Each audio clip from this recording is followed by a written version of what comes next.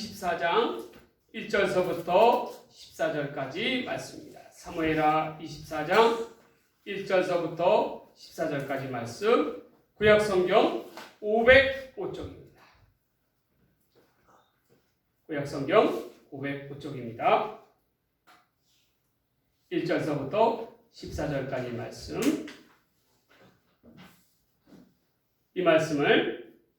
이 하나님의 말씀을 받들어 제가 봉독하도록 하겠습니다. 이는 하나님께서 우리에게 주신 하나님의 말씀입니다. 여호와께서 다시 이스라엘을 향하여 진노하사 그들을 치시려고 다윗을 격동시키사 가서 이스라엘과 유다의 인구를 조사하라 하신지라. 이에 왕이 그의 곁에 있는 군사령관 요압에게 이르되 너는 이스라엘 모든 지파 가운데로 다니며 이제 단에서부터 브엘세바까지 인구를 조사하여 백성의 수를 내게 보고하라 하니, 요압이 왕께 아뢰되 이 백성이 얼마든지 왕의 하나님 여호와께서 100배나 더하게 하사 내 주 왕의 눈으로 보게 하시기를 원하나이다. 그런데 내 주 왕은 어찌하여 이런 일을 기뻐하시나이까 하되 왕의 명령이 요압과 군대 사령관들을 재촉한지라. 요압과 사령관들이 이스라엘의 인구를 조사하려고 왕 앞에 물러나 요단을 건너 갓 골짜기를 가운데 성읍 아로엘 오른쪽 곧 야셀 맞은 쪽에 이르러 장막을 치고 길르앗에 이르고 닷담 후시 땅에 이르고 또 다나안 땅에 이르러서는 시돈을 돌아 두로 견고한 성에 이르고 히윗 사람과 가나안 사람의 모든 성읍에 이르고 유다 남쪽으로 나와 브엘세바에 이르니라. 그들 무리가 국내를 두루 돌아 9달 20날 만에 예루살렘에 이르러 요압이 백성의 수를 왕께 보고하니 곧 이스라엘에서 칼을 빼는 담대한 자가 80만 명이요 유대 사람이 50만 명이었더라. 다윗이 백성을 조사한 후에 그의 마음에 자책하고 다윗이 여호와께 아뢰되 내가 이제 이 일을 행함으로 큰 죄를 범하였나이다. 여호와여 이제 간구하옵나니 종의 죄를 사하여 주옵소서. 내가 심히 미련하게 행하였나이다 하니라.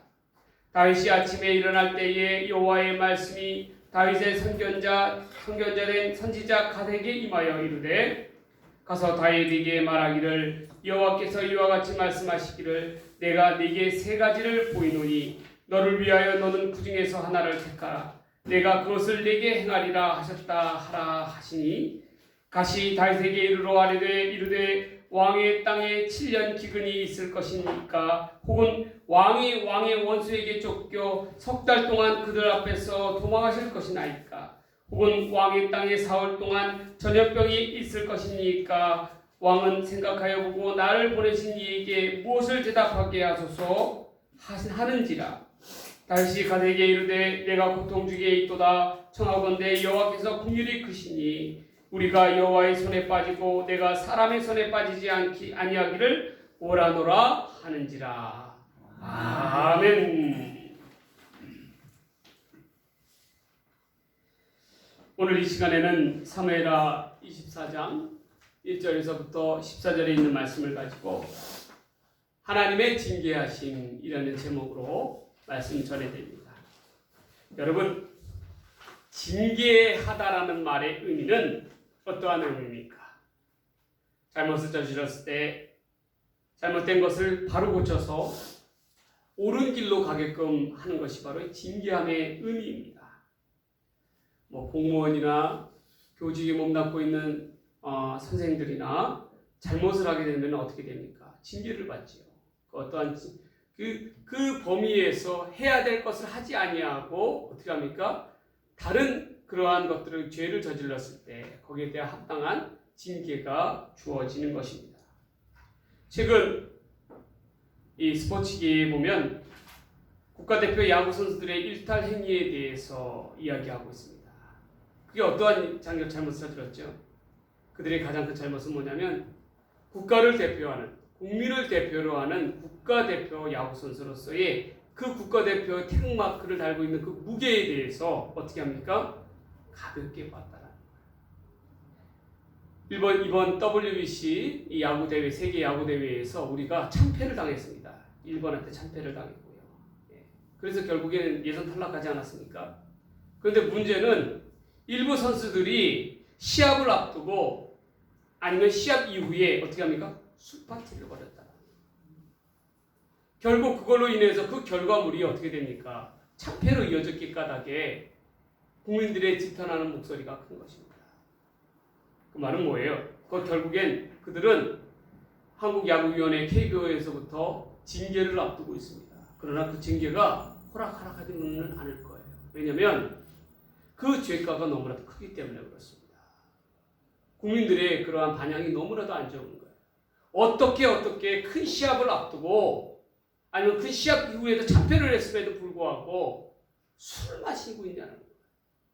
정말 그 경기에 몰두를 하고 준비함에도 부족함에도 불구하고 어떻게 하고 있어요? 술잔을 갖고 있었다는 거예요. 그거 하나만으로도 더 이상 입이 10개라도 할 말이 없어요. 이처럼 국가대표는 태극기를 달고 있는 국가대표로서의 그런 무게감이 실로 크다라고 이야기할 수가 있습니다. 우리는 누구입니까? 우리는 하나님의 백성들이에요. 하나님의 백성들이 하나님의 백성답게 살아가지 못하면 어떻게 됩니까? 하나님께서 그 즉시 어떻게 해요? 징계하신다. 왜 징계의 목적은 무엇입니까? 바로 잘못된 뜻을 돌이켜 하나님께로 다시금 나오게 하게끔 하기 위해서 징계를 내리신다라는 것. 옳은 길로 인도하시기 위해 징계를 하신다라는 것이죠. 그렇다면 우리는 죄로 인하여 우리가 일탈행위를 했을 때에 내리시는 하나님의 징계의 의미를 바로 깨닫고 고쳐서 나아가는 것이 올바른 도리라 할 수 있습니다. 오늘 본문에 보면은 사무엘서의 마지막 사건에 대해서 이야기가 나오고 있습니다. 그 사건이 뭐였냐면 다윗이 인구조사를 통해서 함으로 인해서 하나님께서 다윗을 비롯해서 온 이스라엘 가운데 징계를 하였다는 거예요. 그런데 그 징계하심의 의미가 반드시 있습니다. 그래서 이에 대해서 한번 우리가 살펴보자라는 것입니다. 특별히 하나님께서는 어떠한 것에 징계를 하시는가, 그 징계의 방향성에 대해서 한번 숙고해보자라는 그러한 뜻입니다.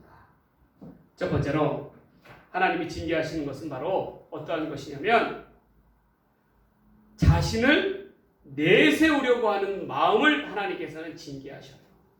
여러분, 하나님의 사람 다윗, 하나님을 그토록 잘 믿는 다윗도 그만 말년에 교만이라고 하는 올무에 걸려들고 말았습니다. 그 대표적인 사건이 바로 오늘 본문에 나오는 인구조사입니다. 이 인구조사는 앞서 다윗이 진책을 당하였던 범죄 밧세바를 취하였던 그런 사건과는 전혀 다른 문제의 사건이에요. 오늘 본문에서는 하나님께서 다윗이 인구조사를 한 것에 대해서 분명히 범죄로 여기고 있습니다. 그 까닭은 무엇이겠습니까? 여러분, 인구조사 자체가 나쁜 게 아니에요. 인구를 조사함으로 인해 가지고 어떻게 합니까?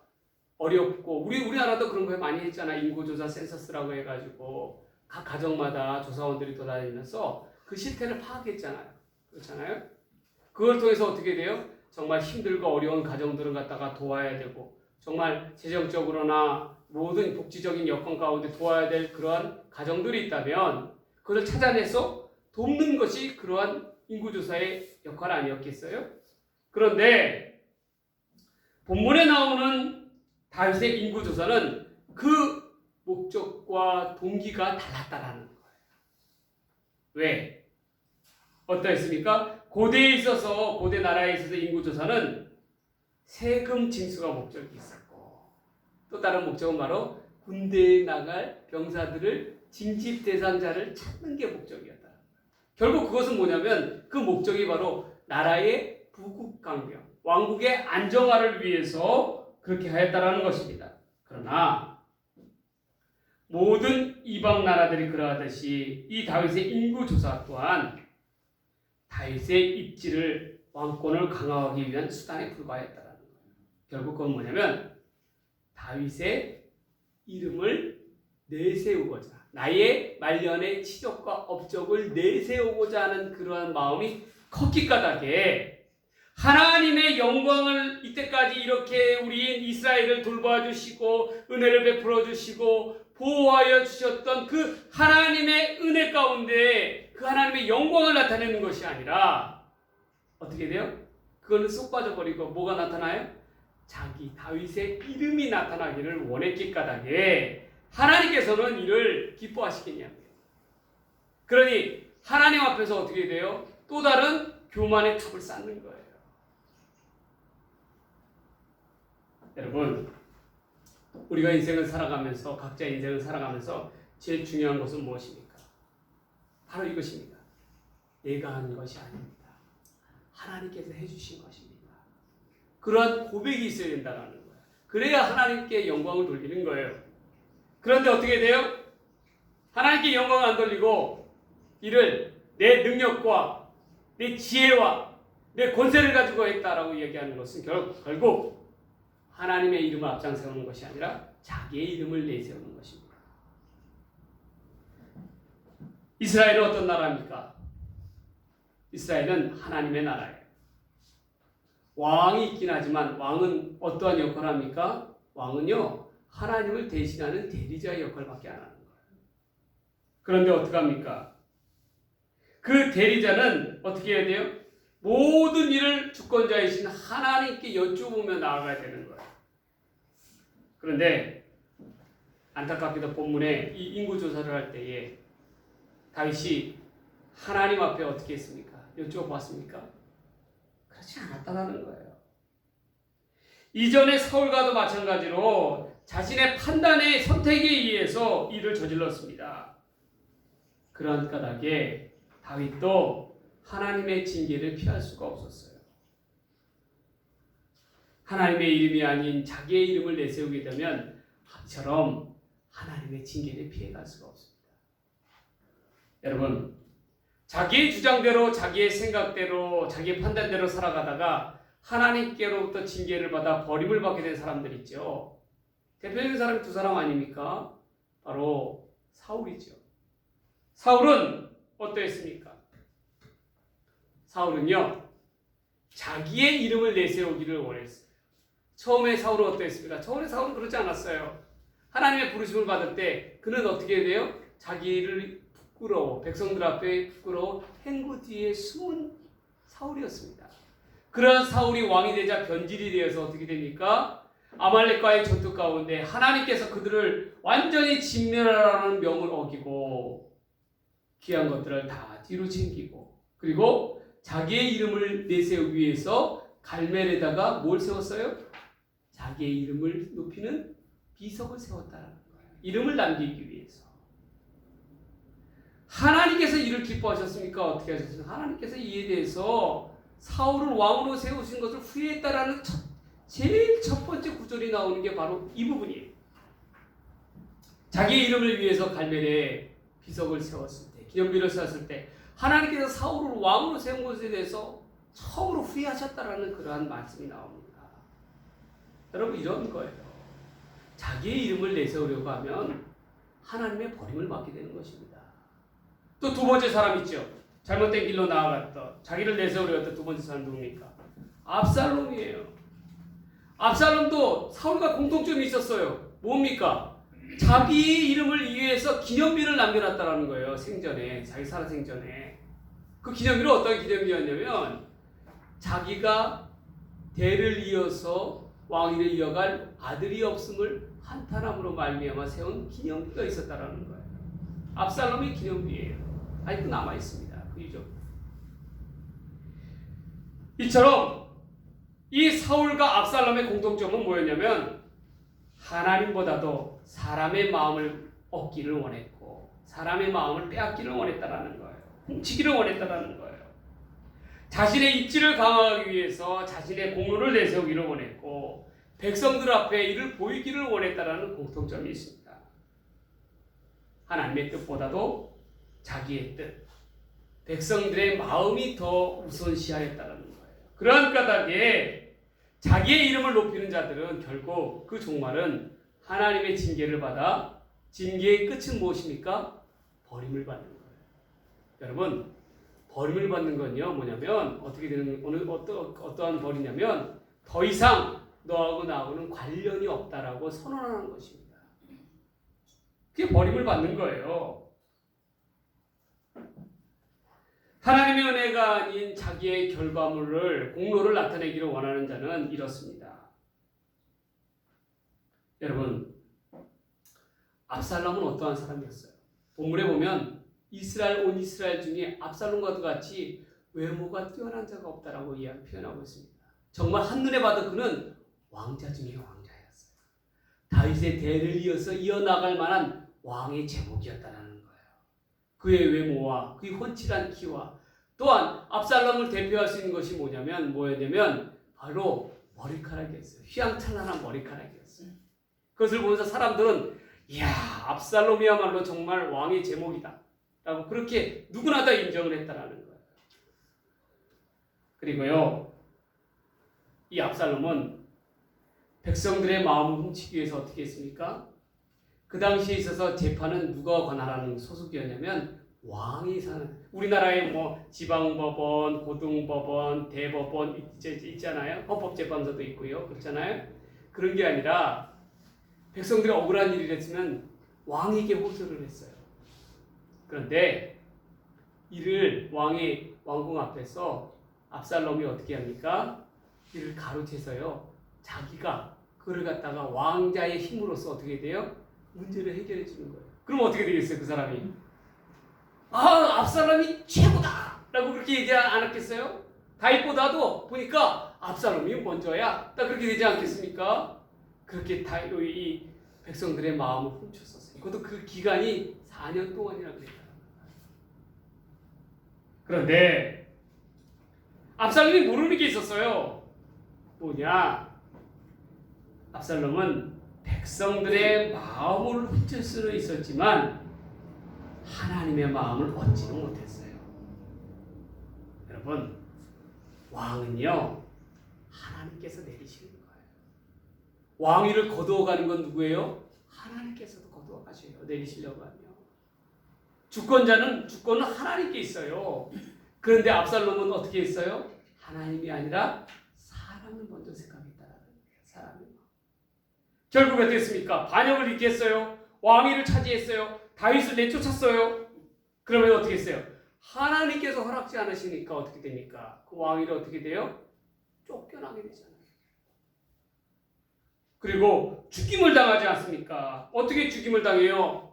자기가 가장 자랑스럽게 생각했던 머리털이 나뭇가락에 걸려갖고 어떻게 됩니까? 요압의 병사들에게 있어서 소년들에게서 죽임을 당하지 않습니까? 얼마나 우스꽝스러운 거예요.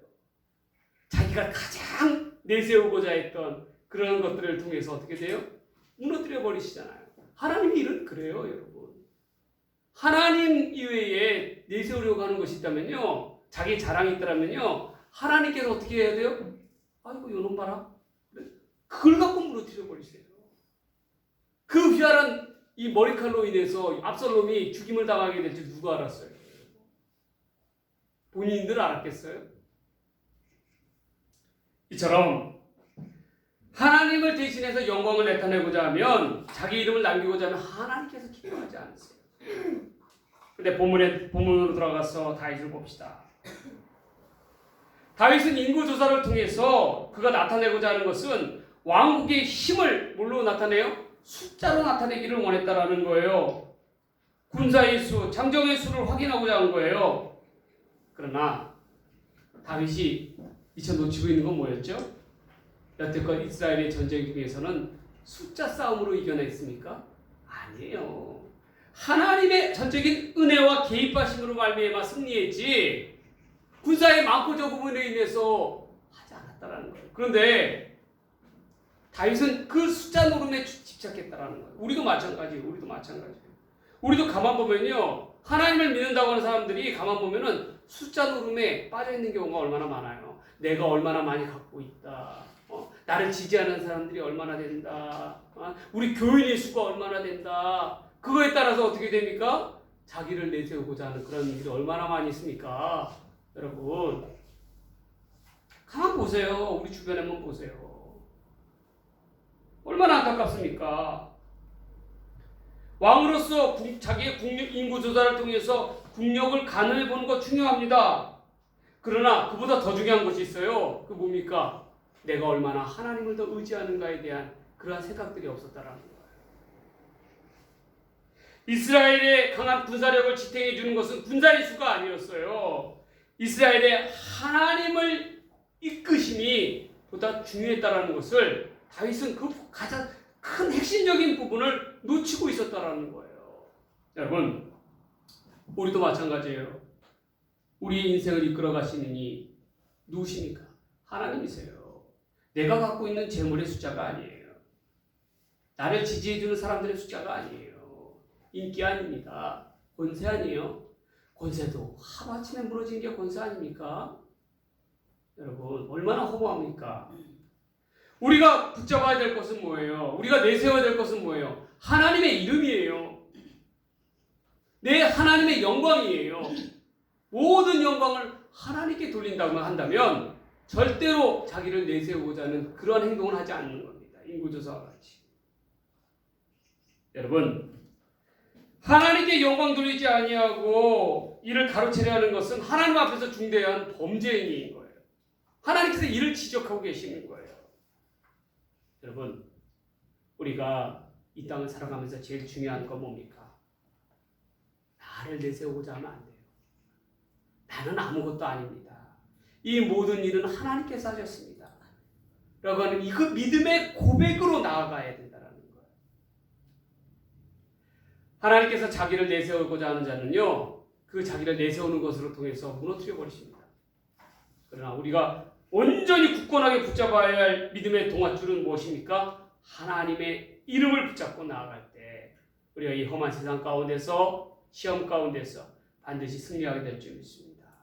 무엇보다도 하나님의 이름을 내세울 줄 아는 저와 여러분의 삶이 되기를 주의 이름으로 간절히 축복합니다.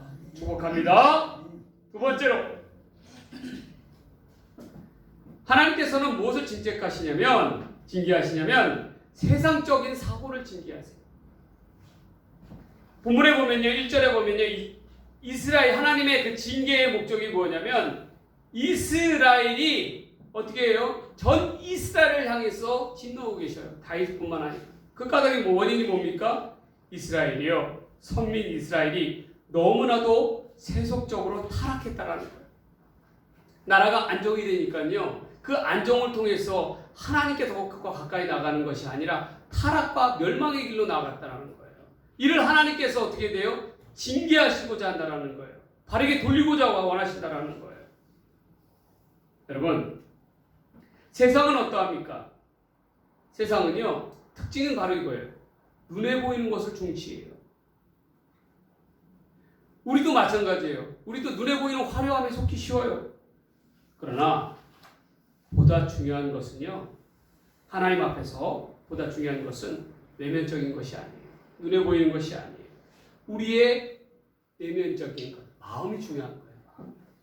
성경은 말씀합니다. 무릇 우리가 지켜야 할 것이 있는데 그 첫 번째는 바로 마음이라고 이야기하고 있어요. 모든 일에 있어서요, 마음이 온전치 않으면요, 결국에는 육신의 일도 다 무너지게 되어 있는 거예요. 죄는 무엇에서부터 시작되냐면 마음의 타락으로부터 시작해요. 그러면 정욕 가운데 빠지고요, 어느새 죄가 우리의 주인 노릇하고 있는 거예요. 여러분, 우리에게는 영과 혼과 육이 있어요. 몸이 있어요. 영과 혼은 내면적인 것입니다. 육은 외면적인 거예요. 그런데 우리가 살아가는 거 보세요. 육신적인 일에 얼마나 더 그거에 치중하고 있습니까? 영과 혼에는 무관심한 거예요. 하나님께서는 근데 우리 가운데 무엇을 주셨어요? 바로 영을 주셨어요. 하나님의 영을 주셨어요. 우리는 하나님의 영을 더 중요하게 여겨 살아가야 될 사람입니다. 그럼에도 불구하고 어떻게 돼요? 우리는 외면적인 것에 집착한다라는 거예요.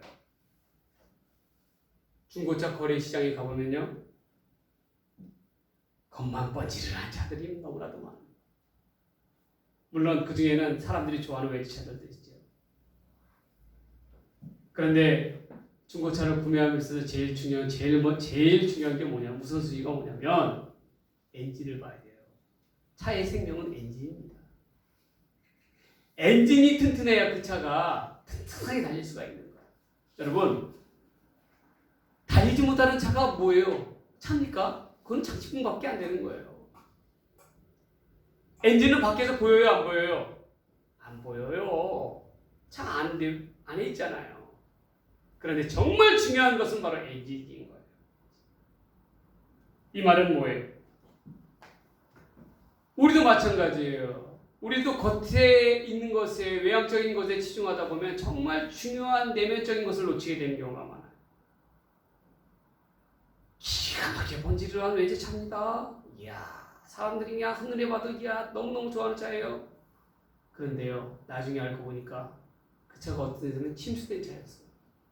그럼 어떻게 돼요? 한번 엔진은요, 물에 침수가 되면요, 그 차는, 그 엔진은 온전해질 수가 없어요. 반드시 문제가 생기기 마련. 그렇기 때문에 사람들이 피하는 거예요. 마찬가지예요. 우리도 우리의 영혼을 지키지 아니하고 우리의 마음을 지키지 아니하고 겉모습만 치중하며 나아가면은 반드시 어떻게 됩니까? 죄를 저질 수밖에 없고 욕망의 노예가 될 수밖에 없고 하나님 앞에 징계를 받을 수밖에 없다라는 거예요. 우리가 여태껏 사무엘서를 다 봤잖아요. 긴 시간 동안 2달이 넘게끔 말씀을 들었잖아요. 그 핵심 요절은 뭐예요? 사무엘서는 한 절로 표현할 수 있어요. 그게 뭡니까? 하나님은 사람의 외모를 보지 아니하시고 사람의 중심을 보신다라는 거예요. 그게 핵심 요절이에요. 포인트예요. 사무엘서에. 그런 까닭에 하나님께서는 그 다윗의 형제들 중에서 다윗을 선택한 거예요. 왜? 나는 더 이상 외모에 치중하지 않겠다. 마음을 보시겠다라는 거예요. 중심을 보시겠다라는 거예요. 여러분 그러합니다. 그러한 까닭에 우리는 우리의 마음은 어떻게 돼요? 항상 마음을 힘써 지켜보며 하나님께로 향해야 돼요. 목회를 하는 저에게 있어서요. 세상은 어디에 가서나 꼭 이 질문을 하더라고요. 뭐냐? 제가 목사라고 밝히잖아요. 저 목사입니다. 저 목수보다도 못 공부하고 있는 목수보다도 원래는 직업은 목사입니다. 본질은 목사입니다. 라고 이렇게 얘기합니다. 그런데 이분들이요, 꼭 만나는 분들마다 하는 얘기가 뭐냐면, 교인들일 수가 얼마나 돼요? 꼭 그걸 물어봐요. 예. 그 수에 따라서요, 목회의 성공 여부를 판단하는 거예요. 이건 정말 너무나도 우스꽝스러운 얘기지만, 큰 교회 목사님들의 모임이 있다 그래요. 그 모임에 가입하는 기준이 뭐냐면 그 교인들의 수가 몇 명 이상이 되느냐, 그에 따라서 참석을 할 수 있느냐 없느냐의 유무가 달라지게 된다는 것입니다. 얼마나 우스꽝스럽습니까 여러분. 지극히 세상적인 논리 아니에요? 교회조차도 이렇게 숫자 노름에 빠져가지고 헤어나오지를 못하는 거예요. 비단 수가 많다고 해서 성공한 목회입니까? 하나님 앞에서? 아니죠. 우리 하나님이 보시는 기준은 뭐예요? 바로 한 영혼이에요. 오늘날의 한국교회의 가장 큰 문제점은 뭐냐면요, 한 영혼에 대한 귀중함을 놓쳤기 때문에 거기서부터 문제점이 시작되는 거예요. 하나님께서는 천하보다도 한 영혼이 귀하다고 하셨어요. 그런데 대형교회들은 그 한 영혼의 가치들을 어떻게 돼요? 가볍게 여기는 거예요. 저는 다짐합니다. 저희 앞으로의 사역은 무엇보다도 사역의 방향성은 한 영혼에게로 향하야겠다라고 생각이 합니다. 한 영혼이 중요한 거예요. 그 영혼이 하나님 앞에서 올바로 나아갈 때 어떻게 돼요? 그 사역은 성공이 있다라고 볼 수가 있습니다. 세상의 숫자 노름에 빠져서 눈에 보이는 화려함을 가지고 하나님의 사역을 판단해서는 안 됩니다. 하나님께서 그걸 기뻐하지 않으세요. 기뻐하지 않으세요. 하나님께서요, 이 땅의 대형 교회들을 보면서 이렇게 말씀하실 것 같아요. 후회하실 것 같아요.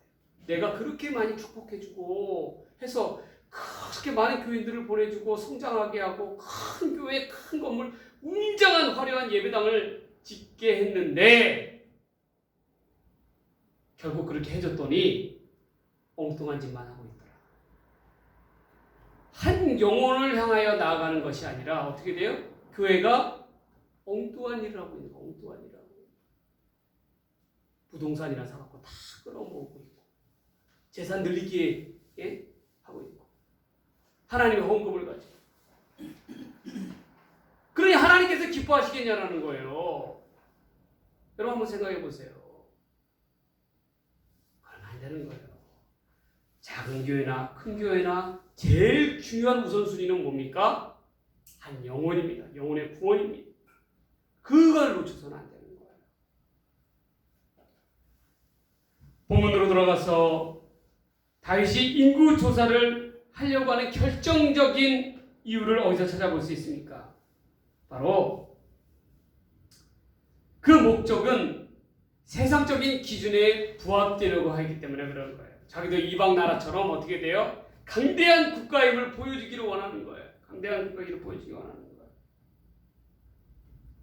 그래서 그 인구 조사의 대상이 누구였냐면 어떻게 돼요? 부녀자들, 아동들이 아니었어요. 이스라엘에서는요, 장정들 이외에는 사람의 수에 포함을 시키지 않았어요. 결국은 뭐예요? 본문에 보면 칼을 빼는 담대한 자들을 뽑았다는 거예요. 몇 명인지 그 수를 뽑았다. 그 말은 뭐예요? 진집 대상자들을 갖다가 그 사람들을 어떻게 돼요? 수를 셌다라는 거예요. 결국엔 뭐예요? 그 인구조사의 목적이 여기서 드러나 버리죠. 자기의 어떻게 해요? 강대함을 보이기를 원했다라는 거예요. 결국 9개월 20일간의 인구조사를 통해서 그 보고를 받은 이후에서야 비로소 다윗이 깨닫게 된 거예요. 이것이 하나님 앞에서 죄였구나 라고 깨닫게 됩니다. 그러나 늦었어요. 하나님의 징계를 피하기에는 늦었다라는 거예요. 하나님께서는 선지자 갓을 통해서 어떻게 돼요? 온 이스라엘과 다윗을 징계를 합니다. 너 세 가지를 고르라는 거예요.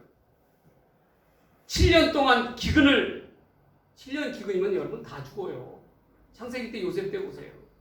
다 죽지 않습니까? 그것을 택할 것이냐?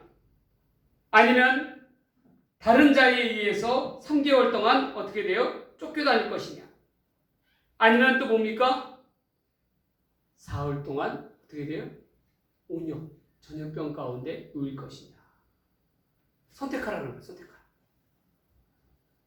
야, 이것도 어떻게 보면 하나님께서 긍휼이죠. 그렇죠? 하나님의 긍휼이라고 볼 수가 있어요. 은혜입니다. 그때 다윗이 뭐라고 얘기합니까? 자기는 사람의 손에 빠지는 것. 그건 뭡니까? 사람의 손에 쫓겨다니기보다는 차라리 하나님의 손에 하나님의 심판을 받는 게 낫겠다라고 이야기했잖아요. 그래서 온 이스라엘 가운데 사흘 동안 어떻게 합니까? 전염병이 돌잖아요. 그리고 나서 7만이라는 이스라엘 백성들의 수가 죽게 됩니다. 여러분, 우리가 하나님을 의지하지 않고 세상적인 논리의 지배를 받으면 어떻게 돼요? 우리 또한 이렇게 죄를 질 수밖에 없습니다. 다윗도 그러했어요. 그러나 우리는 달라야 합니다. 우리는 세상적인 논리로 살아가는 사람들이 아니에요. 우리는 하나님의 논리대로 살아가야 될 사람들입니다. 그러한 까닭에 세상적인 사고를 버리고 온전히 하나님만을 쫓는 저와 여러분들이 되시기를 주의 이름으로 간절히 축복합니다. 축원합니다. 마지막 세 번째는 하나님은 무엇을 징계하셔요? 기도하지 않는 태도를 징계하세요. 여러분, 우리는 어떨 때 기도해요? 어떨 때 기도해요? 문제가 있고 힘들고 어려울 때는 기도의 자리로 나아갑니다. 그런데 우리가 어떨 때 등한시합니까? 잘 나갈 때, 문제가 없을 때, 평안할 때. 그러면 어떻게 돼요? 기도하지 않아요. 왜 그렇습니까? 내 능력으로 다 되니까 해보니까 내 힘으로도 되더라. 근데 뭐 하나님이 뭐 필요하겠느냐. 그렇게 생각하는 거예요. 암암리에. 그러니까 어떻게 돼요? 기도의 자리를 등한시하는 거예요. 마찬가지입니다. 하나님을 의지하지 않을 때에 우리는 기도하지 않아요. 기도하지 않으면요, 그건 곧 하나님 앞에서 죄입니다. 다윗은요, 항상 모든 일에 있어서 하나님께 여쭙고 나아갔어요. 그런데 이번에는 어떻게 했습니까? 하나님 앞에 기도하지 않았습니다. 인구조사를 시작했어요. 본문을 보면 이는 하나님이 시키신 일이 아니에요. 그런데 본문에 보면 자세한 구절이 있어요. 뭐냐면 하나님이 다윗을 격동시켰다라고 이야기하고 있어요. 이 말은 뭐냐면 다윗이 죄를 짓도록 부추겼다는 말이 아니라 어떻게 했습니까? 격동시켰다는 것은 다윗에 내재되어 있던 그러한 죄성이 드러나게끔 하셨다라는 거예요. 결국 뭐예요? 다윗의 마음을 통해서 평상시에 생각해왔던 그러한 다윗의 그러한 죄성이 이때야 드러났다라는 거예요. 하나님 앞에서. 이스라엘의 번석이 하나님의 은혜의 선물이지만 자기 능력의 결과물로 여긴 거예요. 그렇기 때문에 하나님 앞에서 기도하며 나아가는 것이 아니라 자기의 뜻대로 섣불리 어떻게 해요? 인구조사를 강행하였다는 거예요. 주변의 신하들의 만류에도 불구하고 그렇게 했다라는 것입니다. 여러분, 하나님의 징계는요, 가장 큰 징계는 뭐냐면 어떤 거냐면 기도하지 않는 거예요. 기도하지 않으면요 하나님께서 기도할 일거리를 만들어 주세요. 그리고 기도의 자리로 부르세요. 그 말은 뭡니까? 우리의 삶 가운데 어려움을 주시는 거예요. 왜 어려움을 주시겠어요? 기도의 자리로 나오라고 하기 때문에 하나님께서 징계하시기 까닭에 어려움을 주시는 거예요. 여러분, 그럼 우리가 어떻게 살아가야 되겠어요? 어떻게 하면 살 수 있겠어요? 기도의 자리로 나와야죠. 하나님께 기도의 자리로 나와 여쭤봐야죠. 그리고 문제를 해결해야죠. 제가 요즘에 기도하는 그러한 부분에 있어서 이러한 응답을 받았는데 뭐 좋은 얘기는 아니에요. 제가 하나님께 그렇게 여쭤봤거든요. 하나님, 저는요 솔직히 우리 교회 다산교회 교인 50명이 있으면 세상 부러울 게 없겠어요. 그런데 왜 안 주십니까? 그래 기도했더니요 어떠한 마음을 주셨냐면 제가 이전에 하나님의 일을 행함에 있어서 가볍게 여기고 소홀히 여겼던 그러한 것들이 떠오르게 하시더라고요. 한마디로 하나님을 기쁘게 하지 않는 거예요. 어떠한 일을 결정으로 할 때에 하나님 앞에 기도하며 나오는 것이 아니라 인생에 있어서 큰 일을 결정할 때에 하나님 앞에 기도한 것이 아니라 제 뜻대로 해버린 그런 일들을 하나님께서 떠오르게 하시더라고요. 그래서 제가 그 즉시 하나님 앞에 회개했어요. 여러분 그러합니다. 중요한 것은 뭐예요? 하나님의 백성이 가장 중요한 일은요 하나님 앞에 기도하는 거예요. 기도해야 되는 거예요. 기도 외에는 유가 없어요. 일이 일어나지 않아요. 하나님께서 기도할 때 하나님의 능력을 나타내 보이세요. 여러분, 하나님 앞에서 모든 일을 행함에 있어서 기도하지 아니하면 그것은 곧 죄입니다. 여러분 그것을 꼭 기억하세요. 그런 까닭에 우리는 먼저 기도해야 돼요. 다윗이요 하나님 앞에 내가 하나님 인구조사를 할까요 말까요? 온 이스라엘 단에서 꼭대기 단에서 맨 아래 브엘세바까지 인구를 조사할 때에 하나님 할까요 말까요? 하면 하나님께서 어떻게 하셨겠어요? 나오셨겠죠. 말씀해 주시지 않으셨겠어요? 하지 마라. 그것은 너의 교만을 나타내는 일이니라 라고 질책하지 않으셨겠어요? 그런데 다윗은 어떻게 본문의 다윗은 어떻게 했어요? 기도하지 않았어요. 자기의 뜻대로 신하들이 말림에도 불구하고 왕이시여 그렇게 하시면 안 됩니다. 그럼에도 불구하고 그 말을 듣지 않았어요. 왜? 자기를 내세우고 앞세우고자 하는 그런 마음들이 컸기 때문에 그런 거예요. 우리는 무엇보다도 하나님 앞에서 먼저 기도하며 나아가는 그러한 저와 여러분들이 되시기를. 그러므로 말미암아 잘못을 저지르지 않고 하나님의 징계 가운데 나아가지 않은 우리 모두가 되기를 주의 이름으로 간절히 축원합니다. 축복합니다. 기도하겠습니다. 하나님 아버지 감사합니다. 하나님의 뜻은 선하시고 하나님을 오르시기 까닭에 우리를 하나님 죄 가운데서 징계 가운데서 바른 길로 돌이키시기 위함일 줄 믿습니다. 하나님 아버지 우리가 먼저 하나님만을 앞세우는 삶이 되게 하여 주시고 세상적인 논리가 아니라 하나님의 논리대로 살아가게 하여 주시고 먼저 기도의 자리로 나아가는 믿음의 사람들 되게 하여 주시옵소서. 이 모든 말씀 우리를 사랑하시는 예수님의 이름으로 간절히 기도 드리옵나이다. 아멘.